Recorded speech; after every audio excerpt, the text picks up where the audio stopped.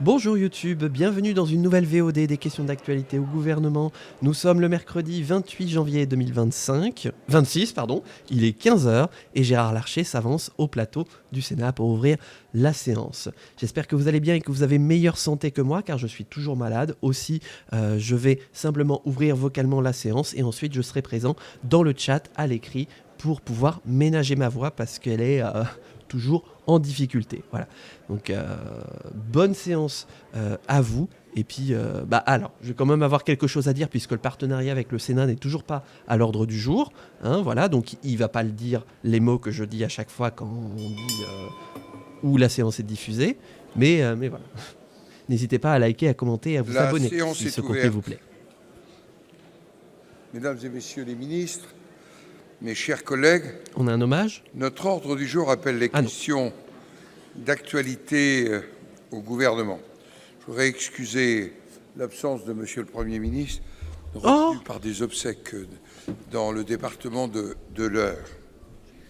Je vous rappelle que notre séance est retransmise en direct sur Public Sénat et sur notre site internet. Et sur la chaîne Twitch de Saslil, abonnez-vous. À observer au cours de nos échanges l'une de nos valeurs essentielles, le respect. C'est bien sûr le respect des uns et des autres, et c'est pas accessoire, le respect du temps de parole. Tu peux parler, Gérard. Hein. Je vais franchement donner la parole à notre collègue François Bonneau, bonne séance. Le groupe de l'Union centriste. Vous avez la parole, mon cher collègue.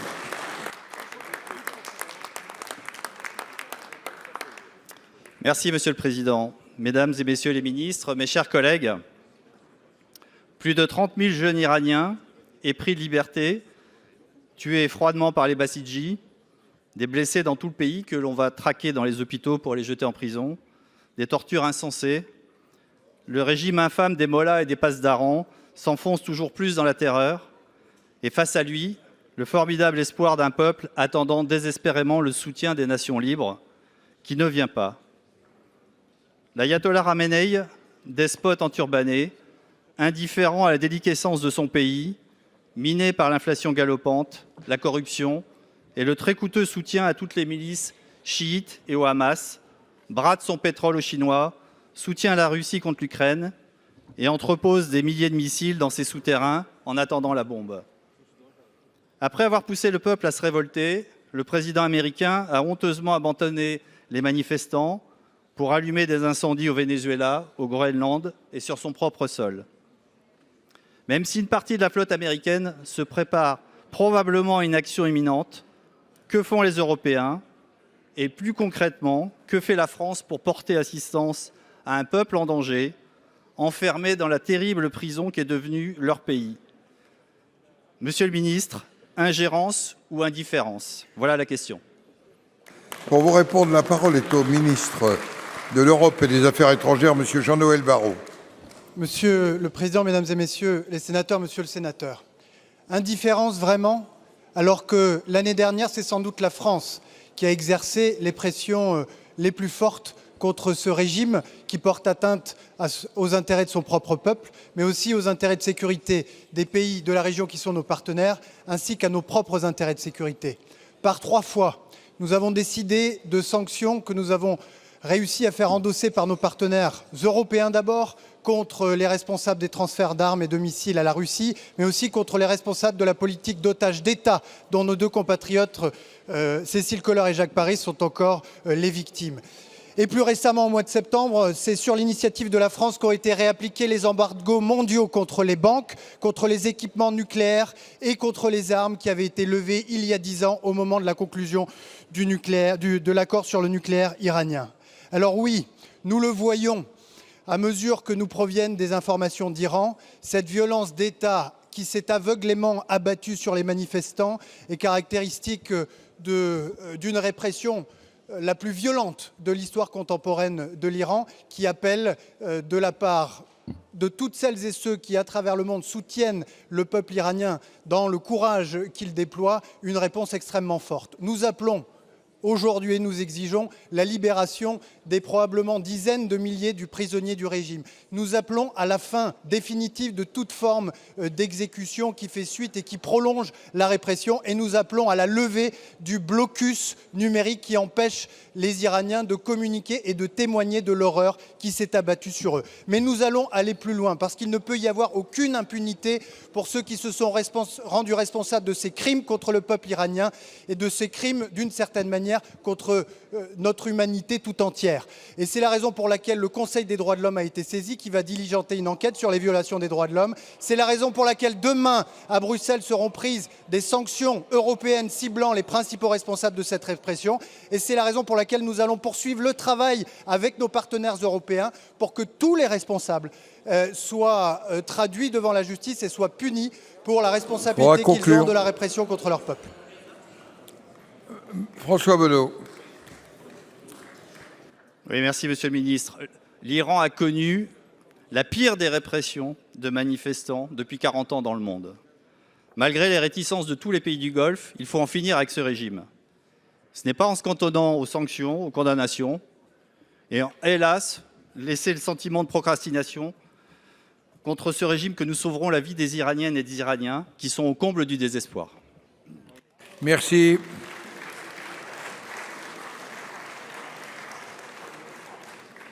Donner la parole à notre collègue Madame Raymonde Poncet-Monge pour le groupe écologiste Solidarité et Territoires.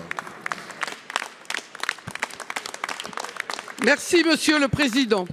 Monsieur le Ministre, les écologistes ont été atterrés d'apprendre que désormais les Gazaouis, eux seuls et de façon inédite, sont exclus jusqu'à nouvel ordre de l'instruction des candidatures de pause, programme d'accueil en urgence des scientifiques et des artistes en exil.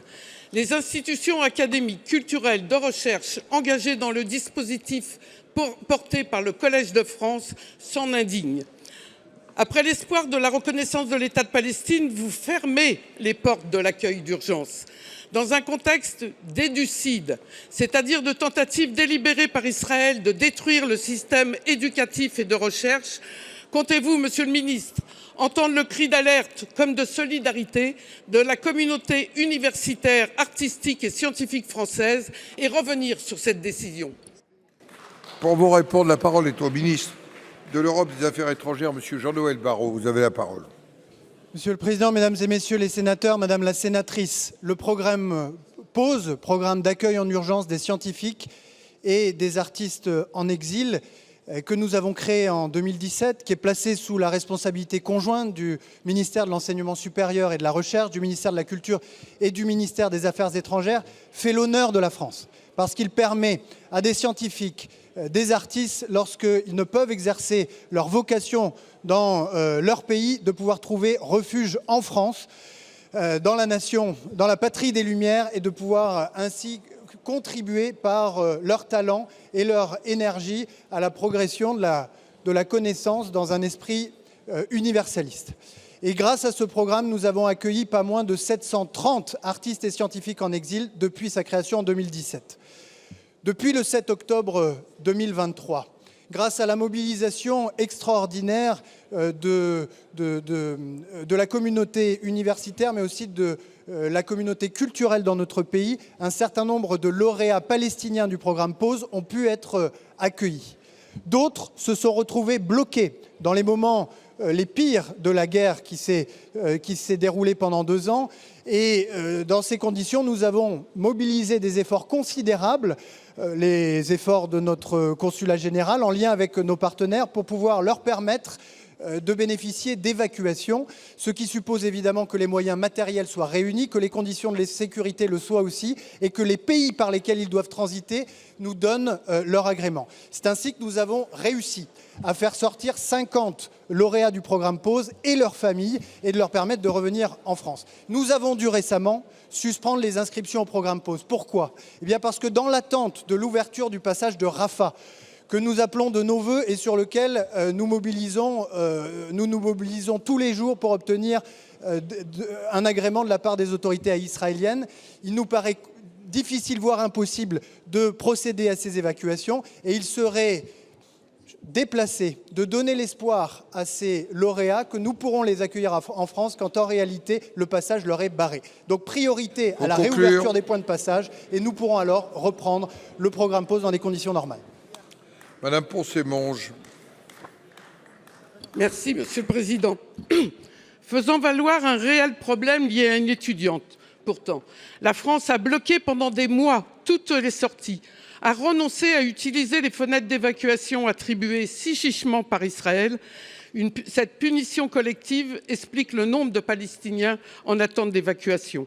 2 lauréats ont pu sortir grâce à d'autres pays européens et attendent toujours le visa français, signe que la France manque de volonté politique. L'instruction des dossiers de pause doit reprendre, car elle joue immédiatement un rôle de protection. Face au silence qui retombe une fois de plus sur Gaza, malgré l'interdiction massive d'ONG, la destruction d'une agence onusienne à Jérusalem, alors que des dizaines d'enfants sont morts et meurent toujours de froid, face à une telle impunité, la France doit protéger les Palestiniens, ceux qui participeront demain à la reconstruction de Gaza. Renouer, Monsieur le Ministre, avec la conscience d'une humanité partagée pour répondre à Ziad Medouk, lauréat toujours bloqué à Gaza, qui vous dit « Nous comptons sur la France ». Merci. La parole est à notre collègue Laurent Duplomb pour le groupe Les Républicains.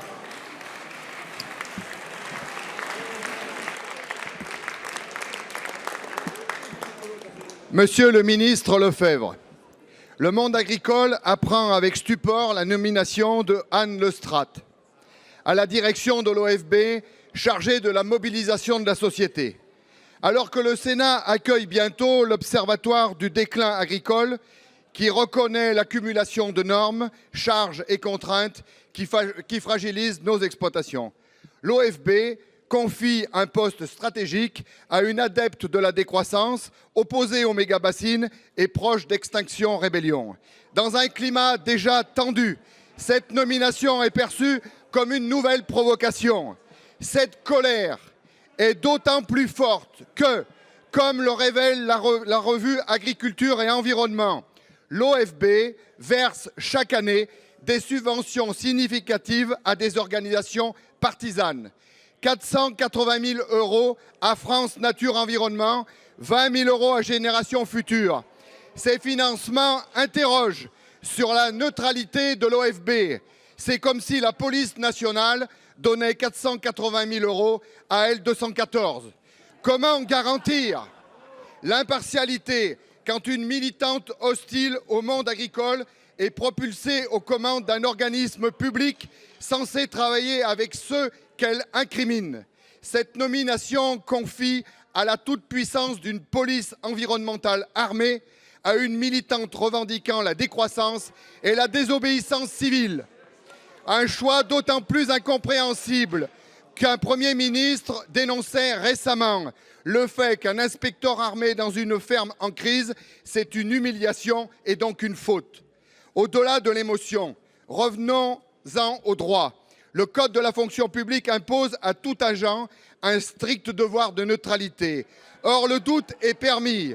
Plus encore, l'article L121-5 rappelle que constituer un conflit d'intérêts, toute situation d'interférence. Monsieur le ministre, comment pouvez-vous garantir encore l'intégrité de l'OFB?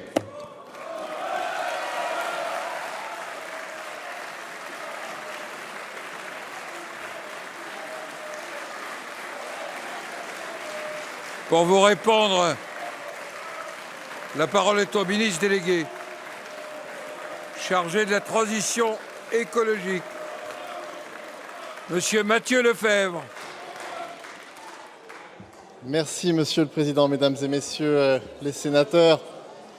Monsieur le sénateur Duplomb, je voudrais d'abord dire que je comprends l'émoi et la colère des agriculteurs et je comprends que cette nomination ait pu susciter cet émoi, Monsieur le sénateur Duplomb. Mais je voudrais vous le dire également, ne jetez pas l'opprobre sur 3000 agents publics qui font un travail essentiel au service de la protection de la biodiversité, au service des missions de police de l'environnement.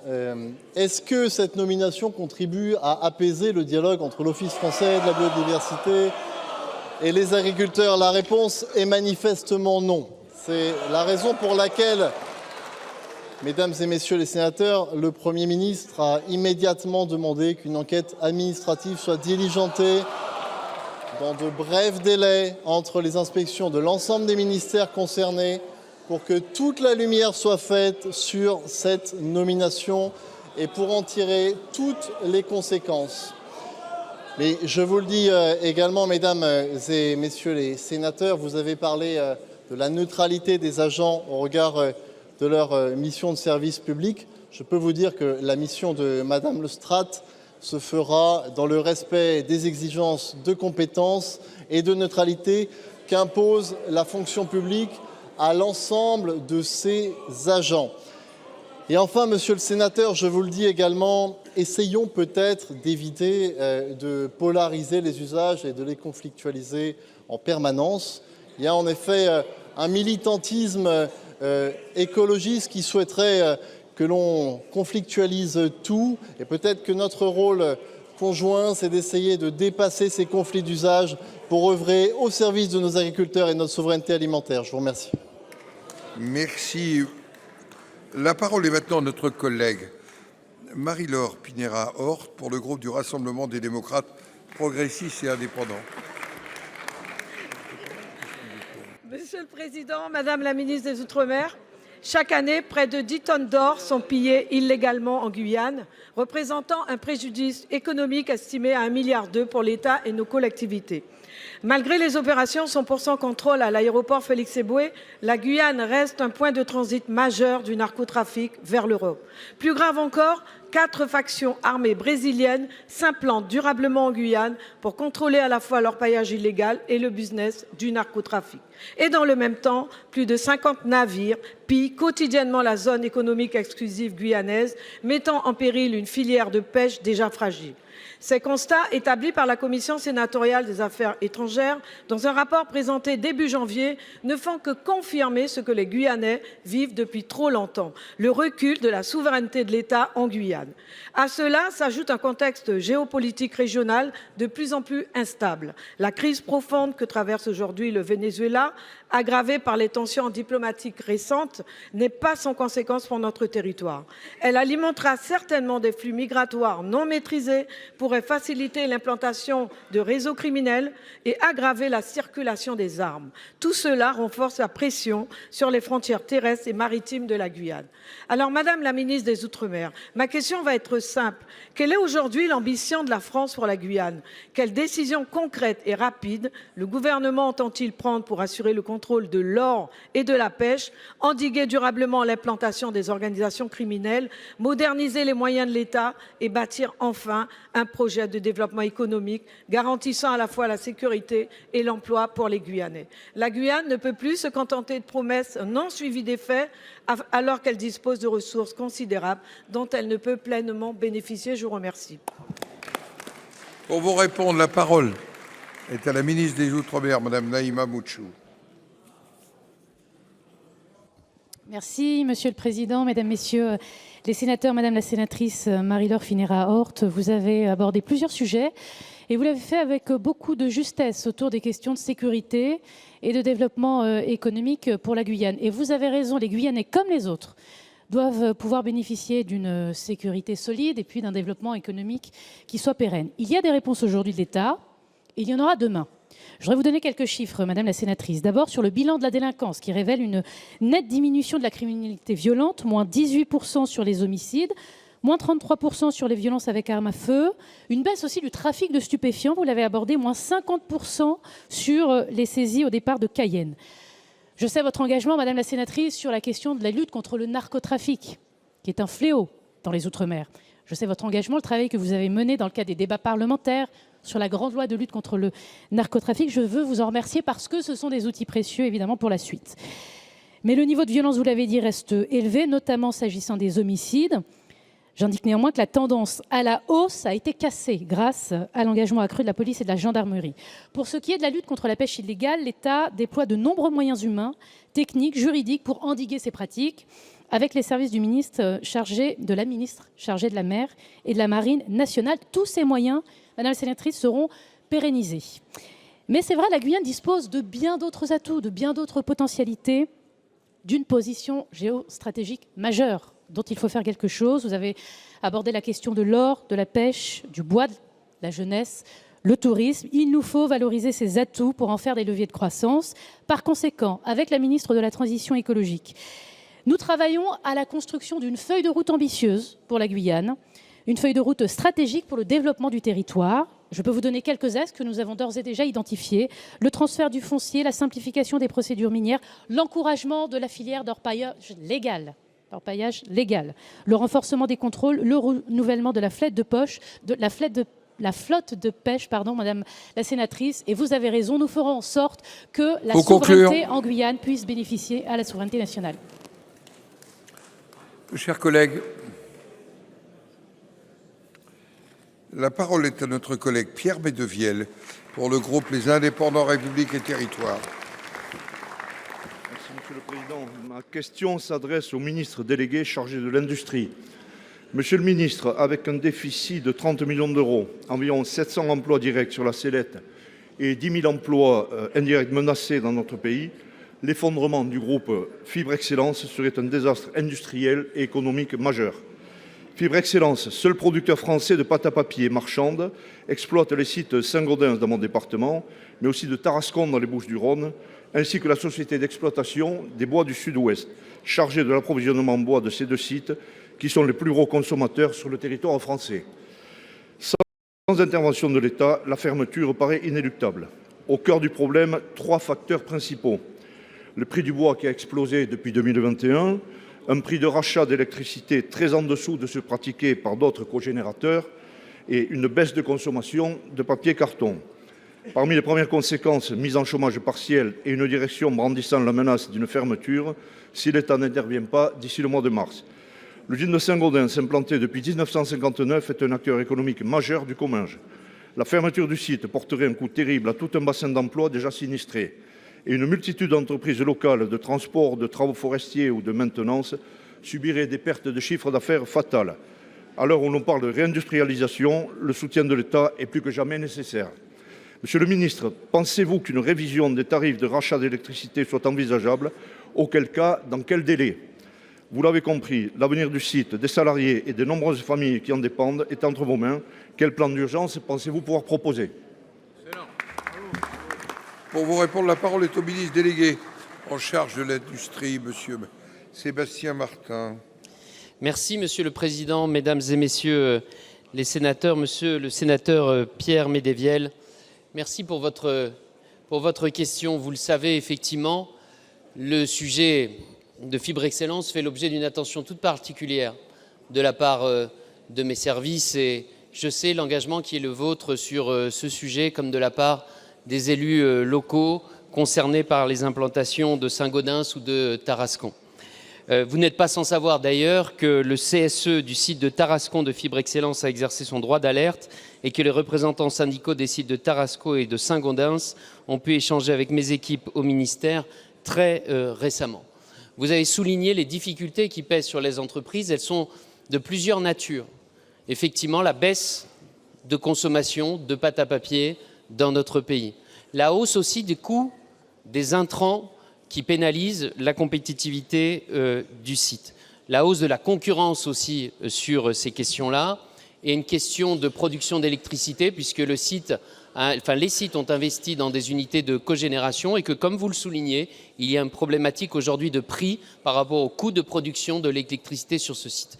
Et donc mes équipes regardent l'ensemble des problématiques et l'ensemble des sujets qui peuvent être abordés parfois de manière séparée ou parfois de manière concomitante. Nous sommes notamment intervenus auprès de l'actionnaire pour qu'il assume ses responsabilités et qu'il permette la pérennité du site. Nous avons eu des échanges avec EDF, nous regardons également avec les clients. Nous avons une approche sur tous les angles de ce dossier. Et monsieur le sénateur, si vous le souhaitez bien évidemment, mes équipes et moi-même sont à votre disposition pour faire un point encore plus précis sur ce dossier. Bien. Monsieur Médevielle.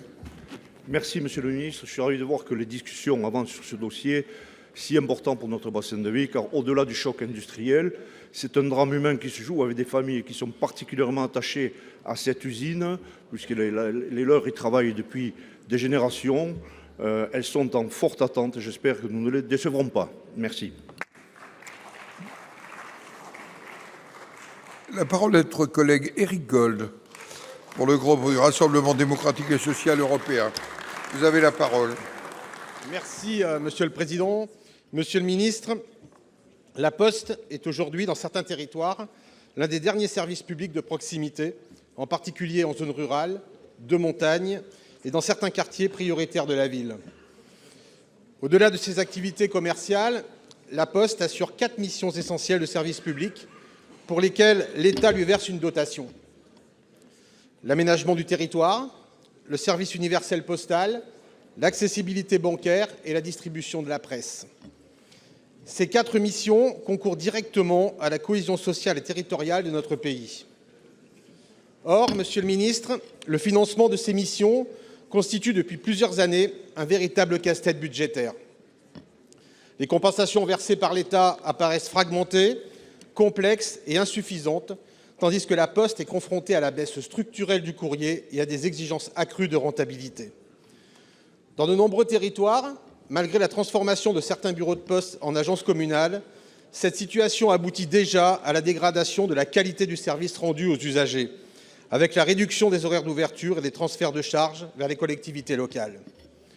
Pourtant, vous le savez, Monsieur le Ministre, la présence postale ne peut être appréciée sous le seul prisme de la rentabilité économique. Elle est un facteur d'égalité d'accès aux services publics dans un contexte de sentiment croissant d'abandon chez nos concitoyens. Monsieur le Ministre, le gouvernement vient de faire adopter par 49.3 la seconde partie du projet de loi de finances pour 2026 à l'Assemblée nationale. La ligne budgétaire dans laquelle figure le fonds postal est en diminution par rapport au texte adopté par le Sénat. Aussi, pouvez-vous nous préciser le montant qui sera finalement attribué à la Poste et nous indiquer comment vous comptez assurer, sur l'ensemble du territoire, le maintien d'un service postal de proximité à la hauteur des missions essentielles qui lui sont confiées? Je vous remercie. Pour vous répondre, la parole est au ministre délégué en charge de l'industrie, Monsieur Martin. Merci, Monsieur le Président, Mesdames et Messieurs les sénateurs, Monsieur le sénateur Éric Gold. Vous le savez, effectivement, les exigences d'économie à réaliser dans le budget de l'État ont conduit le gouvernement à maintenir dans le 49.3 ce qui était prévu dans sa copie initiale, c'est-à-dire 125 millions d'euros d'économies sur la compensation des missions de service public de la Poste, sur une compensation globale qui se porte à 980 millions d'euros. Vous l'avez rappelé, la Poste exerce 4 missions de service public qui sont compensées par l'État. Mais nous avons bien évidemment entendu les parlementaires qui se sont exprimés tout au long du débat budgétaire. Et d'ailleurs, dans un département comme le vôtre, nous mesurons bien quelle est l'importance d'un service public comme celui de la Poste. Et quand nous aurons effectivement un budget, le gouvernement reverra la répartition de l'effort demandé à la Poste et la ventilation pour préserver au maximum la présence postale de cet effort. Et le sujet que vous soulevez de la présence postale s'inscrit dans un contexte plus global de réforme de la Poste pour adapter son modèle. Pour le service universel postal, c'est par exemple l'augmentation de boîtes aux lettres en batterie ou l'amélioration du raccordement postal qui fait gagner du temps aux postiers. Pour l'aménagement du territoire, c'est par exemple la mutualisation des points de présence postale avec les maisons France Service dans le futur contrat de présence postale. Et nous devons travailler ensemble pour que cette réforme puisse aboutir en 2026 et commencer à être traduite dans le futur contrat de présence postale. Merci. La parole est à notre collègue Laurence Rossignol pour le groupe socialiste, écologiste et républicain. Merci Monsieur le Président. Monsieur le ministre de l'Intérieur, je sais que nous partageons le même attachement à un principe cardinal, l'état de droit, intangible. Et nous partageons aussi la même ambition, intégrer les étrangers qui vivent régulièrement sur notre territoire et respecter leurs droits. Et pourtant, la réalité est à des années-lumière de ces principes. Chaque jour, nous rencontrons des gens titulaires de titres de séjour, parfois pluriannuels, qui ne parviennent pas à faire renouveler leur titre de séjour.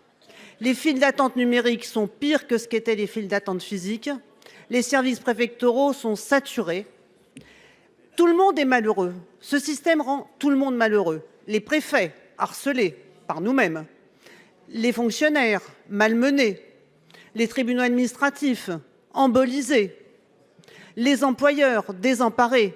Et bien sûr, tous ces gens que le système a transformés en clandestins, qui, de récépissé en récépissé, en OQTF, ont perdu leur emploi et leurs droits sociaux.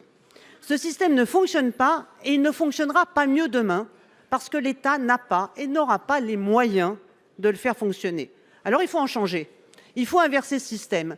Et avec des experts et des professionnels, nous vous proposons, Monsieur le Ministre, de changer de paradigme, de décider que désormais, les titres de séjour sont automatiquement renouvelés. 99% des titulaires sont des résidents paisibles. Et j'ai totalement confiance dans l'État, dans sa capacité à se protéger et nous protéger des 1% qui ne méritent pas de vivre dans notre pays. Qu'en pensez-vous, Monsieur le Ministre? Pour vous répondre, la parole est au ministre de l'Intérieur, Monsieur Laurent Nunez. Monsieur le Président, Mesdames et Messieurs les sénateurs, Madame la sénatrice, donc vous avez raison de souligner cette difficulté qui est une réalité. Nous avons, et ça donne lieu à bien d'autres débats par ailleurs, une augmentation évidemment des titres de séjour qui sont actifs, qui sont de vrais titres de séjour. Nous avons une augmentation, plus 60% en 10 ans. Et donc, il a fallu faire augmenter aussi les effectifs des préfectures pour traiter ces titres dans le même temps. Ça ne s'est pas fait au même rythme. On est à plus 30% d'augmentation d'effectifs dans les préfectures. Alors, d'abord, une première mesure à prendre pour remédier à cette difficulté qui est réelle. Salut, comment ça va? On n'en finit plus. L'alternance ne commence plus lundi mais jeudi. Léger imprévu. Sinon, on a depuis ce matin la répartition des mairies de la gauche unie à Paris. 13 socialistes, 3 écolos, 2 PP et 0 communistes. Et après, cette réunion de la gauche CAPA. On a renforcé les effectifs et les moyens. On améliore l'ANEF, le fameux système de traitement du droit des étrangers, qui est en cours de remplacement de la GDREF. On met en place un accompagnement des étrangers au guichet, on essaie de le faire.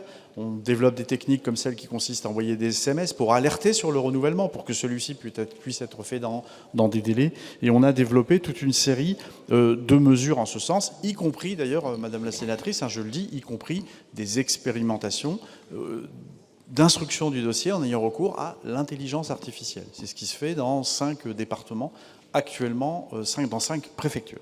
Sur la question précise que vous me posez, sur l'automaticité, parce que Madame la défenseure des droits me l'a aussi demandé, je crois que le gouvernement ne s'interdit d'étudier aucun système. Je vous le confirme, on ne s'interdit d'étudier aucun système. Simplement, il faut bien avoir à l'esprit que le renouvellement n'exclut pas évidemment la vérification qu'on remplit toujours les conditions, parce que sinon il ne peut pas y avoir de renouvellement, le respect évidemment aussi de considérations qui touchent aux troubles à l'ordre public. Vous savez qu'une loi a été adoptée en janvier 2024 qui nous permet de retirer ou de ne pas renouveler des titres, et nous le faisons d'ailleurs de plus en plus. Voilà, donc je n'exclus rien, je veux bien étudier le sujet, mais il faut qu'on puisse vérifier les conditions que je viens de rappeler qui sont essentielles. Madame Rossignol, vous avez quelques secondes. Merci, Monsieur le Ministre. Il y a bien entendu un enjeu humaniste, celui de la dignité des gens qui sont régulièrement installés sur le territoire français, puis il y a un enjeu républicain aussi. À laisser dériver ces procédures, à laisser s'exciter la chasse aux immigrés, on finit à Minneapolis un jour. Merci, Monsieur le Ministre. Bien, la parole est à notre collègue Yann Brossat pour le groupe communiste républicain citoyen écologiste Kanaki. Vous avez la parole. Merci, Monsieur le Président. Ma question s'adresse au ministre des Affaires étrangères.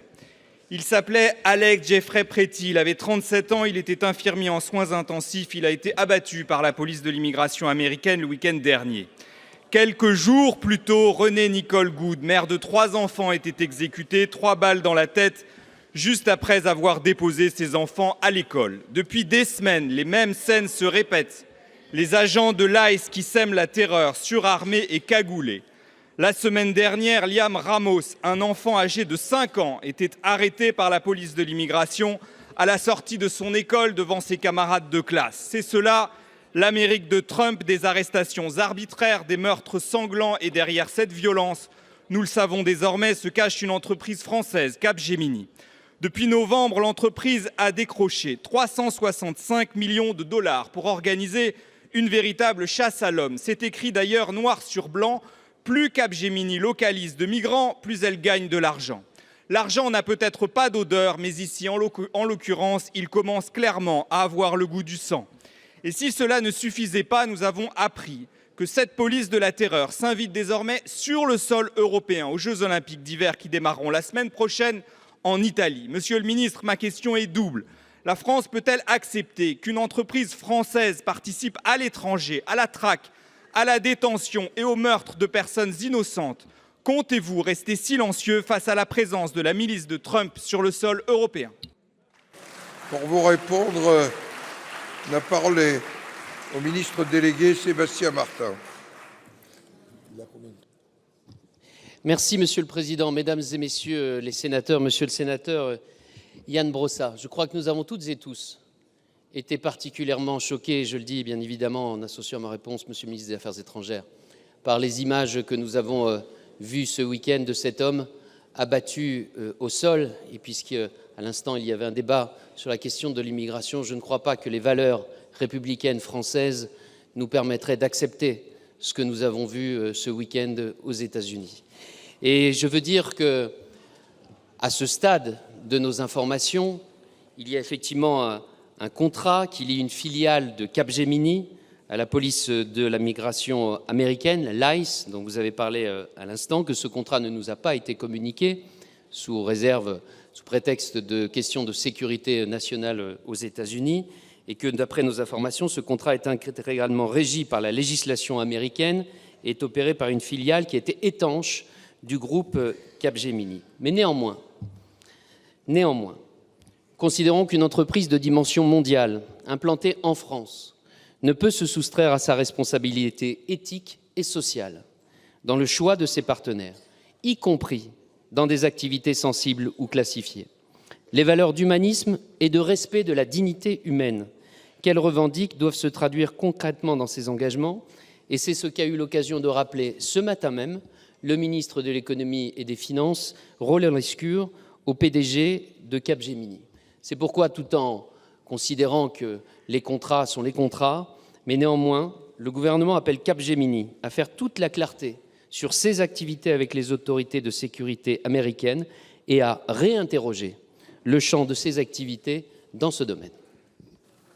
Merci, Monsieur Brossat.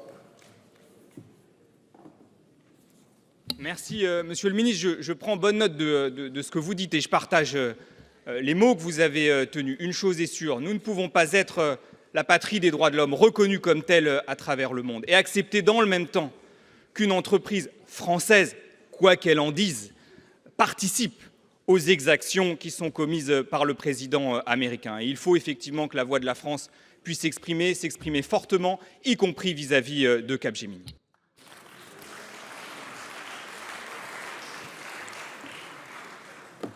La parole est à notre collègue Agnès Evren pour le groupe Les Républicains.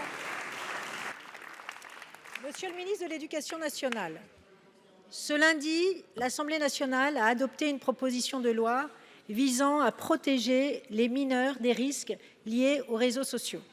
Ce vote traduit enfin une prise de conscience, désormais largement partagée, sauf chez les insoumis, des effets néfastes sur la santé mentale de nos jeunes et évidemment de nos ados.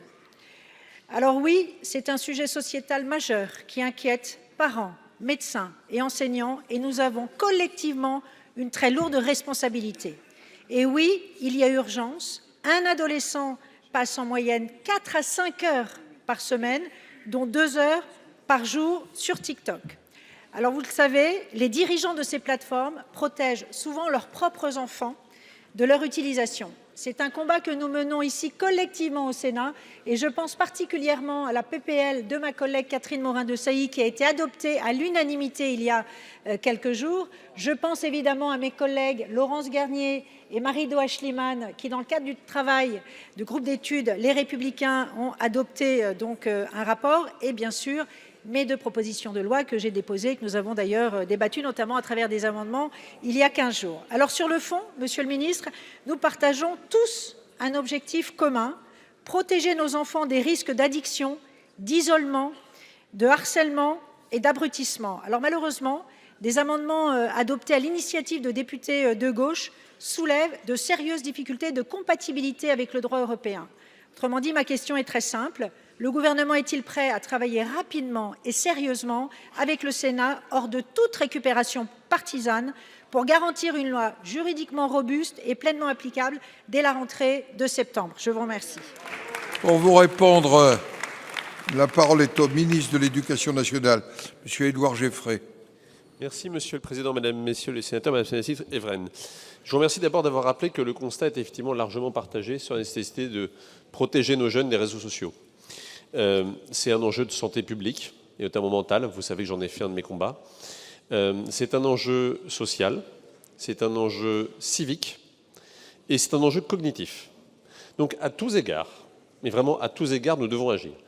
Et je vous rejoins également pour dire que les plateformes qui font cela, qui produisent ces services, n'ont pas en tête la santé de nos jeunes ni la qualité de leur sommeil. Premier élément. Deuxième élément, donc ce constat partagé, il aboutit effectivement à des travaux dont je me permets de dire qui sont assez remarquables, aussi bien ici, dans le Sénat, grâce à la PPL de Mme Morin-Desailly, qu'à l'Assemblée nationale avec la PPL de Mme Laure Miller qui a été adoptée lundi. Nous avons désormais avec cette PPL un article relatif à l'interdiction des réseaux sociaux qui nous semble conforme au droit européen. Vous savez que c'est une des difficultés, nous avons besoin de ciseler la rédaction pour que, à la suite de l'action qui a été menée par le Président de la République et qui a conduit la Commission européenne à nous autoriser à fixer nous-mêmes l'âge en deçà duquel les réseaux sociaux sont interdits, nous soyons en mesure effectivement de le faire. Maintenant, par définition, l'interdiction ne suffit pas. C'est pour ça d'ailleurs qu'il y a un enjeu d'éducation, de formation, et que nous avons arrêté désormais 2 textes qui finalement nous permettent d'avoir un arsenal complet pour répondre à la difficulté que vous avez mentionnée. Et c'est pour ça que, comme vous le savez, le gouvernement a soutenu la proposition de Mme Morin-Desailly comme la proposition de Mme Miller, que la procédure accélérée a été retenue pour celle-ci et que la PPL Miller vous sera très prochainement soumise. Donc oui, l'objectif, c'est bien que les 2 textes soient examinés dans les toutes prochaines semaines, respectivement par chacune des 2 assemblées. Et oui, l'objectif, c'est bien que ce soit applicable dès le 1er septembre 2026, c'est-à-dire concrètement pour nos jeunes à la rentrée scolaire. Je vous remercie. Madame Evren. Merci, Monsieur le Ministre, pour votre réponse. Alors, je voudrais quand même insister sur le fait que la protection de la santé mentale de nos enfants ne doit pas faire vraiment l'objet de récupération politique, de coupe comme sans lendemain, et que le travail très sérieux et juridique doit être fait, et il sera fait avec le Sénat. Je vous remercie. Merci. La parole est à notre collègue Michael Weber pour le groupe socialiste, écologiste et républicain. Merci, Monsieur le Président. Ma question s'adresse au ministre de l'Europe et des Affaires étrangères. L'Union européenne s'apprête à autoriser les États-Unis à accéder aux données personnelles de millions d'Européens. Ce transfert massif et inédit de données vers un pays tiers pourrait inclure des informations hautement sensibles, telles que l'origine ethnique, les opinions politiques, les croyances religieuses ou philosophiques, l'appartenance syndicale, la santé, l'orientation sexuelle, ainsi que des informations génétiques et biométriques. Outre la nature de ces données, ce sont les conditions de ce transfert qui posent problème. Cet accord donnera-t-il accès aux données biométriques de tous les citoyens européens? Tous les voyageurs se rendant aux États-Unis seront-ils concernés indistinctement? Aucune requête pourra-t-elle être lancée contre un individu sans aucune suspicion préalable? Si un tel accord voit le jour, avec une puissance américaine qui, aujourd'hui, méprise ouvertement l'Union européenne et ses valeurs, comment garantir aux citoyens le droit à la protection de leurs données personnelles? Comment enfin se prémunir contre d'éventuelles ingérences étrangères? Pour vous répondre, la parole est au ministre de l'Europe et des Affaires étrangères, M. Jean-Noël Barrot. Monsieur le Président, Mesdames et Messieurs les sénateurs, Monsieur le sénateur Michael Weber, comme vous le signalez, les États-Unis ont demandé à l'Union européenne depuis 2022 un partenariat renforcé pour la sécurité des frontières, EBSP, pour que les États membres continuent à bénéficier ou puissent intégrer le programme américain d'exemption de visa court séjour. Ce programme permettrait aux États-Unis de bénéficier, c'est vrai, d'un accès aux dossiers biométriques nationaux des pays concernés pour fiabiliser les vérifications d'identité, éclairer la prise de décision des autorités américaines dans le cadre de procédures à la frontière et de l'examen de demandes de visa. Cet objectif, qui est légitime, était également celui de la France et de l'Union européenne. Il s'agit de déterminer si l'entrée d'un voyageur sur le territoire présenterait un risque pour la sécurité ou pour l'ordre public. La France a été motrice dans l'élaboration d'une approche commune au niveau européen pour 1. Limiter les incidences sur la politique commune des visas, en évitant que certains États membres se voient appliquer un régime moins favorable, et 2. Garantir le respect du droit de l'Union en matière de protection des données personnelles par les accords EBSP.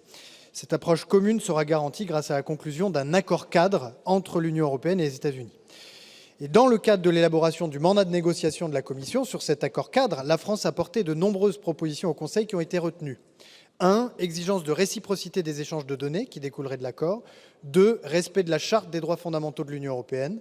3. Exclusion des transferts de données aux entreprises privées américaines. 4. Possibilité de refuser une demande de transfert de données qui serait contraire au droit européen ou compromettrait des enquêtes en cours. Les négociations de la Commission avec les autorités débutent le 29 et 30 janvier à Washington. Nous continuerons d'être particulièrement exigeants pour garantir que l'accord cadre qui sera négocié et conclu par la Commission soit conforme aux intérêts européens et nationaux, en particulier s'agissant de la protection des données personnelles des citoyens européens. Monsieur Weber.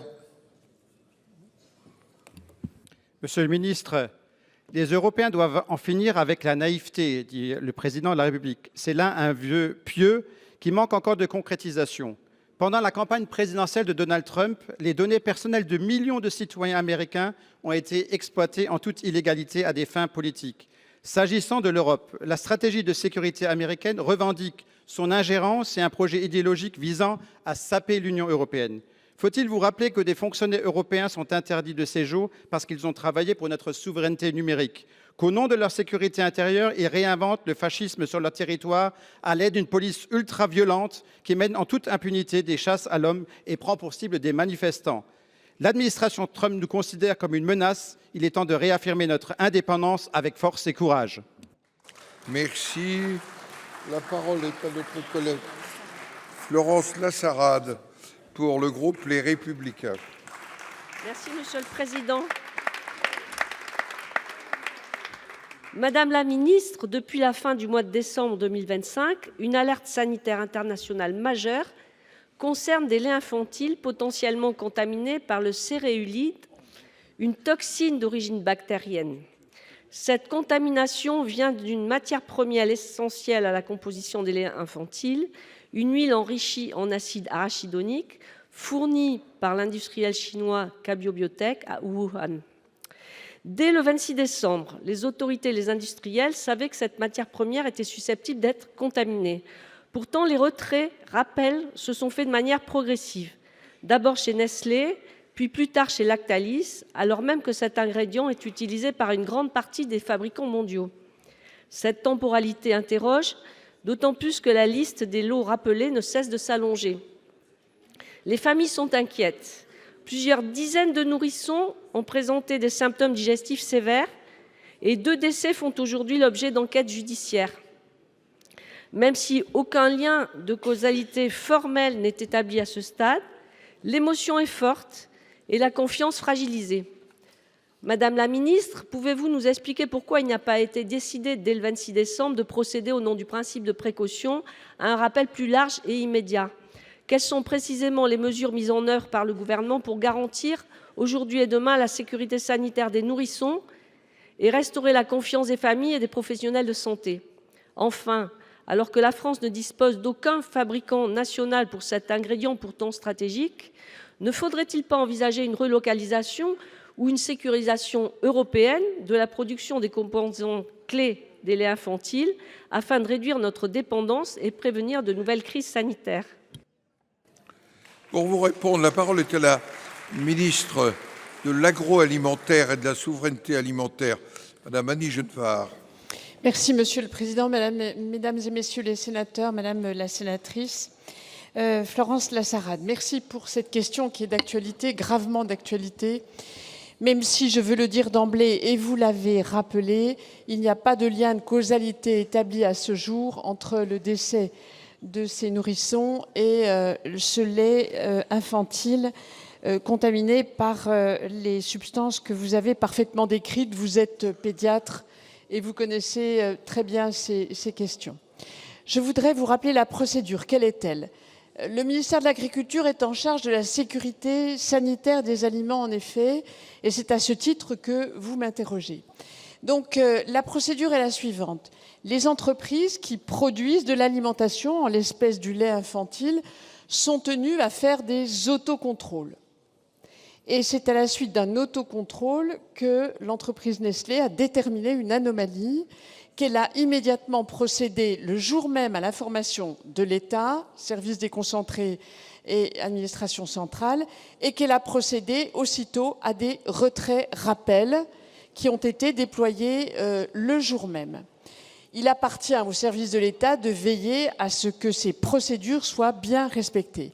Votre question porte sur le fait pourquoi n'avons-nous pas activé le principe de précaution en retirant massivement des laits infantiles en l'absence d'informations sur la cause de la contamination. L'entreprise Nestlé a déterminé, quelques jours après, la nature de la contamination.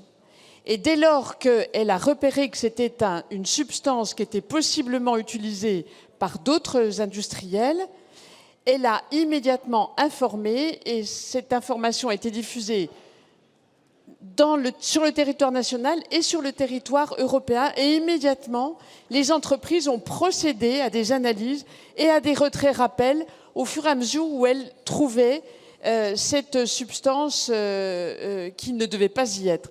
Donc, voilà pourquoi ça s'est échelonné, parce qu'au fil des contrôles, dès lors qu'ils ont détecté une anomalie, ils ont procédé au retrait-rappel, mais ça n'a pas été le cas de tous les lots de laits infantiles. Mais la procédure a été très, très bien respectée par les services de l'État, Madame la sénatrice. Madame Lassarade. La vraie solution, c'est de produire tous les composants des laits infantiles ici en France, ou du moins en Europe. Merci. La parole est au président Jean-François Longeot pour le groupe de l'Union centriste. Monsieur le Président, Monsieur le Ministre, mes chers collègues, chaque année, davantage de pancartes allouées remplacent les commerces de proximité dans nos centres-villes. Beaucoup d'entre eux étaient, il y a quelques dizaines d'années, encore des carrefours vibrants d'échanges, de sociabilité, de liens sociaux. Aujourd'hui, force est de constater que ces piliers de la vie locale sont en péril. À date, 62% des communes n'ont plus aucun magasin alimentaire, contre 23% en 1981, tandis que la vacance commerciale progresse irrémédiablement pour atteindre 14% en 2024. Dans ce contexte, les commerçants et artisans de proximité sont accablés par des difficultés croissantes d'accès au financement bancaire. Je le constate au quotidien dans mon département du Doubs, où l'on me fait part de situations devenues extrêmement préoccupantes, refus systématique de crédit, durcissement excessif des conditions d'octroi. Les banques se désengagent, délaissent les commerces exsangues, finalement forcés de mettre la clé sous la porte. Pour enrayer ce phénomène, les initiatives publiques se sont multipliées. Made in Local, Village d'avenir ou encore Petite Ville de demain, dont la Commission d'aménagement du territoire et du développement durable a salué les résultats en adoptant à l'unanimité l'excellent rapport d'information de Mme Bonnefoy et de M. Louis-Jean de Nicolaï. Malgré leur succès auprès des élus locaux et des collectivités, aucune ne semble être en mesure d'arrêter cet engrenage infernal, condamnant toujours plus d'adresses dans nos centres-villes et centres-bourgs. Monsieur le ministre, face à la disparition continue des commerces de proximité dans la ruralité, quelles mesures le gouvernement entend-il engager? Je vous remercie. Pour vous répondre, la parole est à Serge Papin, ministre des Petites et Moyennes Entreprises, du Commerce et de l'Artisanat. Monsieur le Président, merci. Mesdames, Messieurs les sénateurs, Monsieur le sénateur Longeot, alors je pourrais vous répondre que 95% des crédits sont obtenus par ceux qui les demandent dans les commerces, mais c'est les conditions qui posent problème. Ça serait un peu la forêt qui cache l'arbre, parce que, en effet, il y a des conditions d'accès au crédit qui sont difficiles. Et alors, on a une première réponse qui est assez robuste. C'est le plan de dynamisation des centres-villes, parce que vous savez qu'il existe une foncière qui est dotée de 100 millions d'euros par la Banque des Territoires, auxquels peuvent s'associer d'ailleurs les collectivités locales. Et cette foncière a vocation à acquérir, à agrandir, à transformer et à donner accès à des conditions qui sont raisonnables à des commerçants, et notamment avec des taux d'effort en matière de loyer qui sont tout à fait compatibles avec le commerce.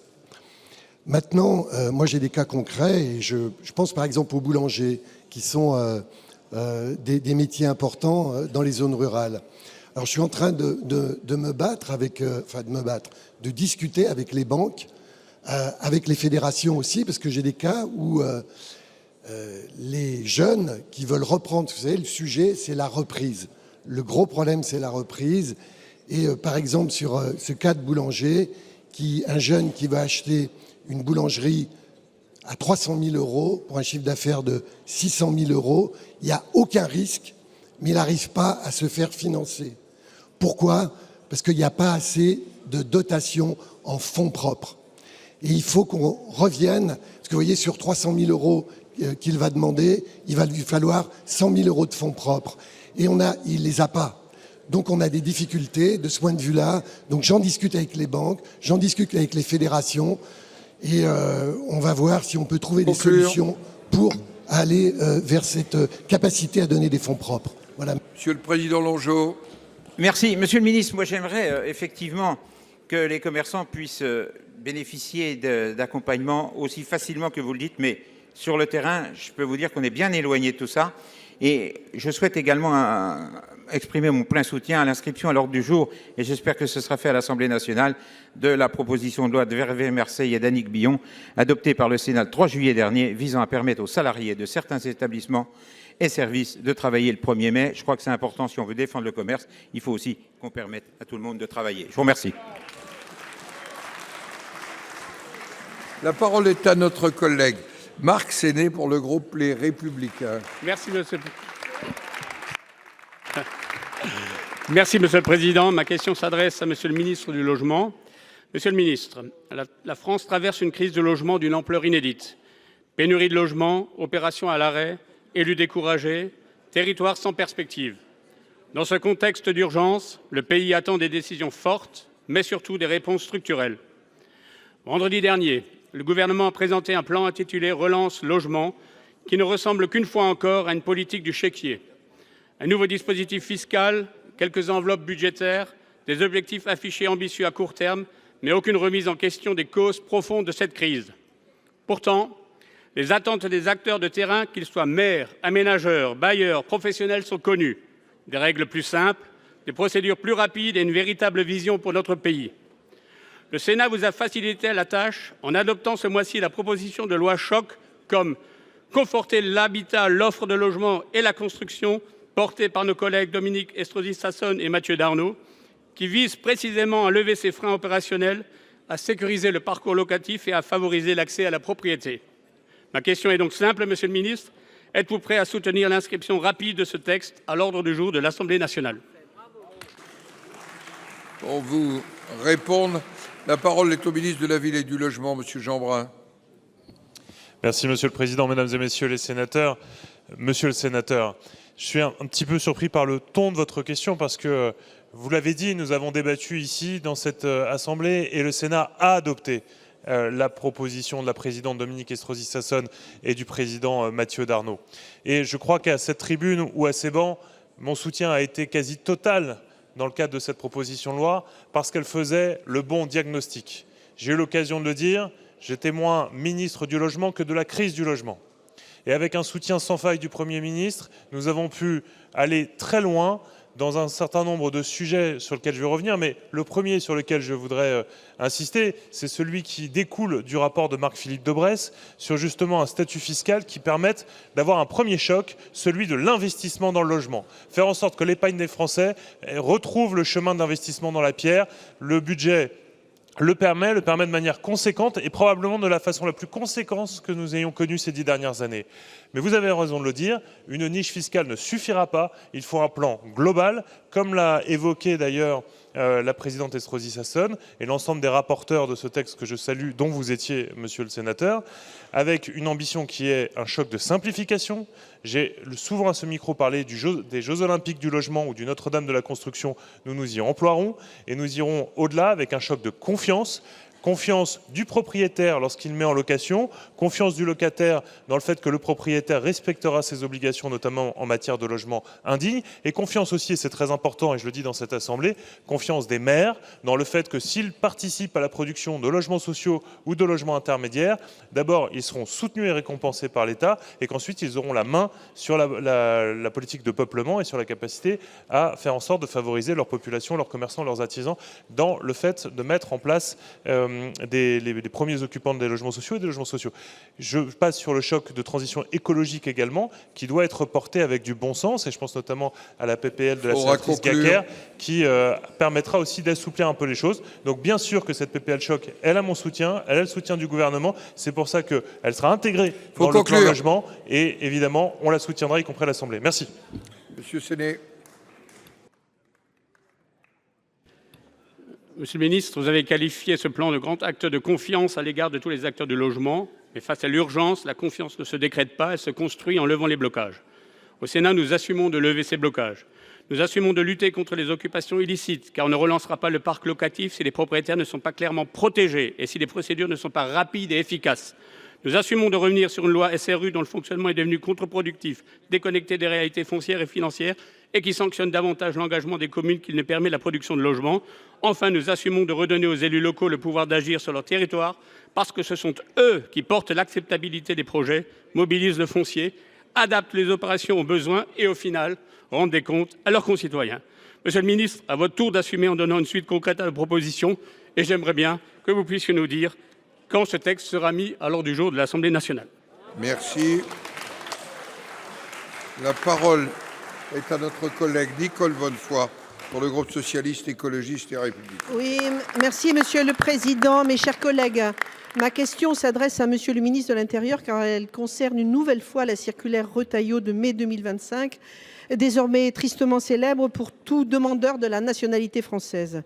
Nous sommes plusieurs sur ces bancs à vous avoir alerté sur ces conséquences désastreuses.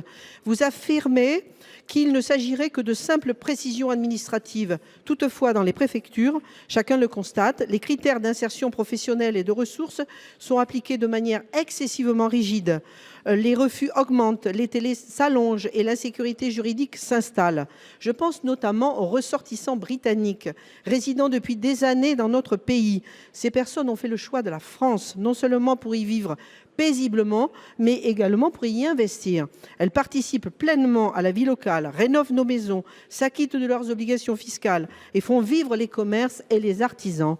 La jurisprudence administrative accordait jusqu'alors une exception implicite pour les ressortissants étrangers retraités. Or, cette circulaire vient remettre en cause nombre de procédures de naturalisation et parfois même rétroactivement. Ainsi, dans nos territoires ruraux, ce sont des milliers de retraités qui se voient refuser leur naturalisation au motif que leurs pensions sont issues de leur pays d'origine. Monsieur le ministre, assumez-vous clairement ce durcissement de l'accès à la nationalité française ou allez-vous enfin réviser cette circulaire inique afin de garantir une application équitable du droit, respectueuse des principes d'égalité et de sécurité juridique ? Pour vous répondre, la parole est à Monsieur le ministre de l'Intérieur, Laurent Nunez.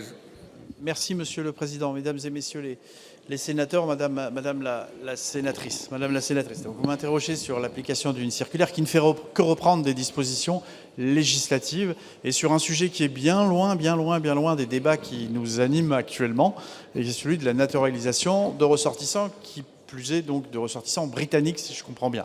Voilà, il y a un certain nombre de règles qui sont fixées. Cette circulaire demande que l'analyse qui soit faite soit la plus fine possible. Moi, je n'ai pas de raison de revenir sur ces dispositions. Maintenant, si vous me dites que dans les préfectures, il y a une interprétation qui est trop rigoriste, je ne souhaite pas qu'au travers de circulaires, il y a une autocensure des services préfectoraux. Je l'ai redit pour l'admission exceptionnelle au séjour. Vous savez que l'admission exceptionnelle au séjour, je parle de l'accès au séjour, elle baisse. Il faut certes s'en féliciter, mais je ne souhaite pas que les préfectures aillent au-delà de la lettre de ces circulaires. Sur le sujet que vous évoquez, pardonnez-moi de ne pas le connaître sur le bout des doigts. S'agissant de ressortissants britanniques sur certaines parties du territoire national. Je le regarderai avec beaucoup d'attention, mais soyez assurés que je veillerai à ce qu'il ne soit fait application que de la circulaire et rien que de la circulaire.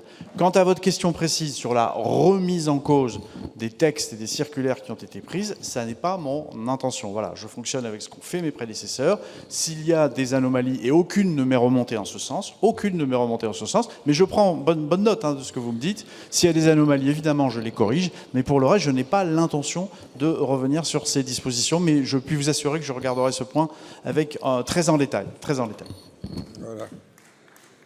Madame Bonnefoy. Oui, merci Monsieur le Ministre. Je note la bonne intention. Je peux vous assurer, et on est plusieurs ici à avoir posé des questions orales, à avoir envoyé des courriers pour notifier dans nombre de départements ces situations qui ne sont plus acceptables. Donc je note la bonne intention et je vous demande alors de revoir la circulaire. Vous me dites que c'est pas possible. En tout cas, il y a des décisions qui sont prises dans des préfectures qui ne vont pas, qui sont à contresens pour nos amis ressortissants britanniques en particulier. Merci. La parole est à notre collègue Lauriane Josende pour le groupe Les Républicains. Merci Monsieur le Président. Ma question s'adresse à la ministre de la Santé. Madame la ministre, les Pyrénées-Orientales sont sous le choc. Dans la nuit de jeudi à vendredi, à Gloriane, petit village paisible d'une vingtaine d'habitants, Théina, 12 ans, s'est pendue à son domicile. Je veux adresser ici mes pensées les plus sincères à ses proches, à ses camarades et à la communauté éducative. Théina a laissé une lettre. Une lettre où elle parle de harcèlement et de ses souffrances. Si on a pu penser dans un premier temps qu'il s'agissait de harcèlement scolaire, il semble que cette souffrance ait eu une autre cause. L'enquête pénale devra le déterminer. Madame la ministre, l'éducation nationale en tout état de cause ne peut pas tout. Au-delà des problèmes que pose aujourd'hui la faillite de la parentalité dans de trop nombreuses familles, ce drame ne doit pas s'ajouter aux autres sans réaction de votre part. Avant-hier, votre collègue Édouard Geffrey évoquait lui-même dans les médias nationaux une augmentation de 80% des suicides chez les jeunes depuis le Covid, en particulier chez les jeunes filles. Ces enfants sont les parents de demain. La dégradation de la santé mentale de nos jeunes est une véritable catastrophe sociale. Si notre jeunesse est désespérée, c'est notre société qui s'écroule. Aujourd'hui, il faut se rendre à l'évidence. La difficulté persistante est celle de la détection de cette souffrance extrême. Or, des solutions très simples existent. Madame la ministre, je souhaiterais attirer votre attention sur un dispositif qui fonctionne très bien et sur le formidable travail de l'association Les Papillons, fondée et animée par un policier perpignanais, Laurent Boyer, que je tiens ici à saluer pour son engagement exemplaire en la matière. Il permet aux enfants, par des boîtes aux lettres installées notamment dans les écoles et les établissements publics, de signaler leur détresse dans un anonymat, une confidentialité et une discrétion qui sont indispensables. De nombreux maires l'ont compris et soutiennent ce dispositif qui a déjà prouvé son efficacité sur tout le territoire national, y compris pour les acteurs de la chaîne judiciaire. Désormais, il est urgent que ce soit l'État qui s'engage au soutien de ce dispositif, ce qu'il peine à faire pour des raisons administratives tout à fait obscures. Ces boîtes aux lettres doivent également désormais être installées dans les hôpitaux et les services pédiatriques. Il y a urgence. C'est important que vous en fassiez un dispositif de détection agréé par l'État. Madame la ministre, allez-vous vous engager en ce sens? Pour vous répondre, la parole est à Madame la ministre de la Santé, des Familles et des Personnes handicapées, Madame Stéphanie Rist, avec mes félicitations. Voilà, merci, Madame la ministre. Merci, Monsieur le Président. Merci. Mesdames et Messieurs les sénateurs, Madame la sénatrice Josende, d'abord permettez-moi de m'associer à la souffrance de cette famille et avec toutes mes condoléances. Vous l'avez dit, l'ampleur des fragilités en santé mentale a conduit que la santé mentale soit la grande cause de l'année 2025 avec des actions qui ont été mises en place. Je citerai notamment le développement des maisons des adolescents, le développement des équipes mobiles de pédopsychiatrie, les interventions de professionnels de santé mentale que nous construisons et que nous essayons d'augmenter avec le ministre de l'Éducation en milieu scolaire. Les dispositifs de repérage précoce, vous citez un des dispositifs connus et qui nécessite d'être développé. Ce sont des actions qui ont démarré dans l'année 2025 et que nous devons amplifier, renforcer et augmenter. Nous avons aussi adopté un budget qui augmente le financement pour la santé mentale à plus de 44% d'augmentation entre 2020 et 2025. On est passé d'un budget de 9 milliards à 13 milliards par an. En 2026, concernant la pédopsychiatrie, donc la santé mentale des enfants, il y a une augmentation de 3,1%, 87 millions de mesures supplémentaires dans le budget de la sécurité sociale 2026.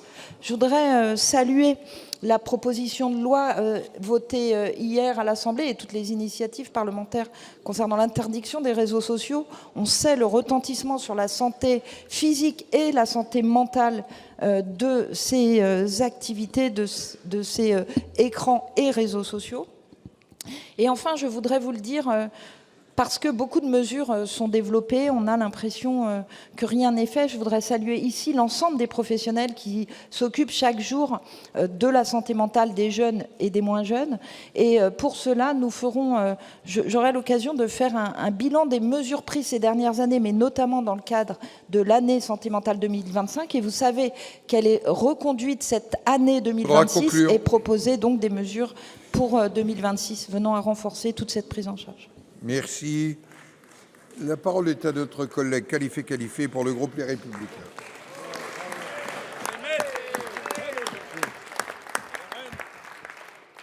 Merci, Monsieur le Président. Ma question est adressée à Monsieur le ministre délégué à l'Industrie.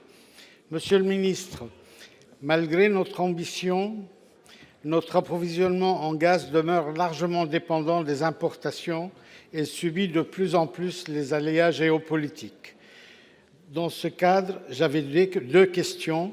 La première concernait l'octroi d'une autorisation d'exploration de l'hydrogène naturel découvert en Moselle, mais j'ai eu ce matin la belle surprise de voir que cette question a été satisfaite par une publication du journal officiel, si bien que je vais transformer ma question en remerciement au nom de mes collègues sénateurs et élus de la Moselle.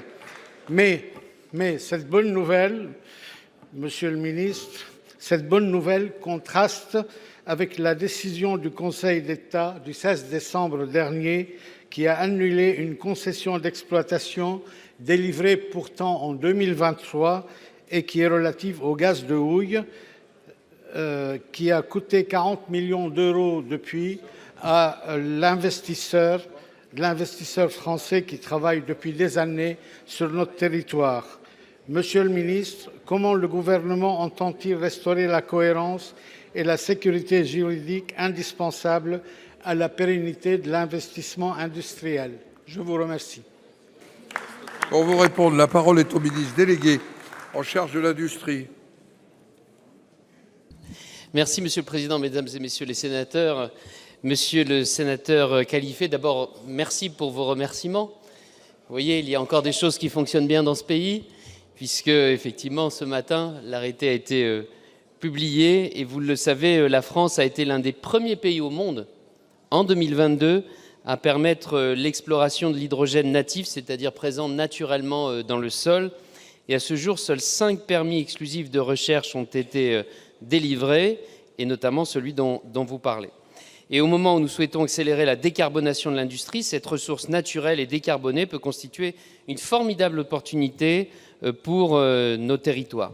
Vous avez listé également un certain nombre de contraintes et de décisions d'ordre juridique sur lesquelles il ne m'appartient pas de me prononcer, car comme vous le savez, effectivement, outre le principe de la séparation des pouvoirs, je crois qu'il est essentiel, dans le cadre de l'état de droit, en même temps, d'avoir cette capacité à pérenniser nos investissements.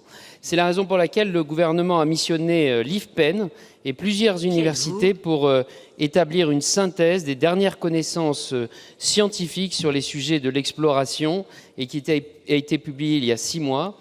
Et donc les services de Roland Lescure et de Bercy ont réuni en octobre toute la filière pour identifier les leviers d'une mobilisation efficace des capitaux et poursuivre l'accélération de l'exploitation de l'hydrogène, mais d'autres ressources aussi, comme vous l'avez signalé. Monsieur Khalifé. Merci, Monsieur le ministre. Je ne veux pas vous remercier encore une fois pour ces précisions, mais quand même, c'est un signal encourageant pour tout le territoire, on l'avait dit, mais ce qui est gênant, c'est que lorsque les services de l'État autorisent un projet, les industriels et les collectivités doivent pouvoir compter sur cette parole qui, normalement, est officielle.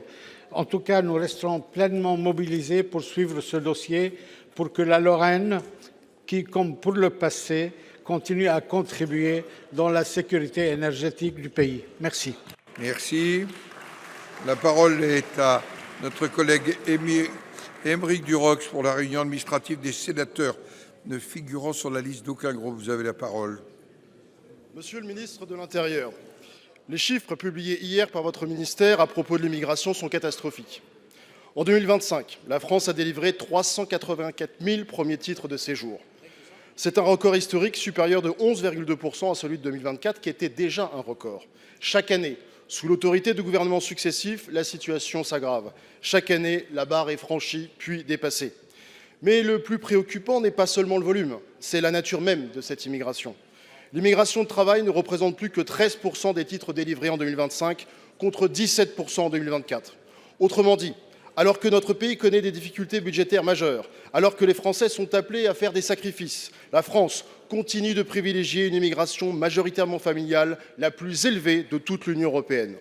Selon l'OCDE, dans une étude publiée en 2021, la France est l'un des pays d'Europe où la contribution économique de l'immigration est la plus défavorable, avec un impact négatif estimé à moins 1,4% du PIB, soit un coût net évalué à environ 40 milliards d'euros par an. Voilà une source d'économie que votre gouvernement s'est soigneusement gardé d'examiner. Ces chiffres, déjà considérables, ne prennent même pas en compte les mineurs étrangers non accompagnés, ni les entrées irrégulières. En octobre dernier, vous avez reconnu, contraint et forcé, la présence d'environ 700 000 clandestins sur notre sol, exactement le même chiffre qu'en 2021, alors même que l'immigration légale n'a cessé d'augmenter depuis. Monsieur le ministre, cela fait 50 ans que les Français n'ont jamais été consultés sur la politique migratoire de leur pays, alors même qu'elle transforme profondément leur quotidien, leurs finances publiques, leurs services sociaux et la cohésion du pays.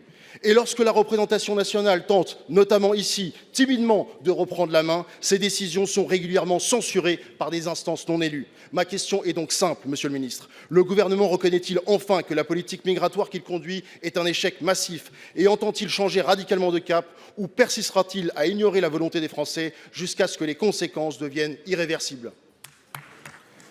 Pour vous répondre, la parole est au ministre de l'Intérieur.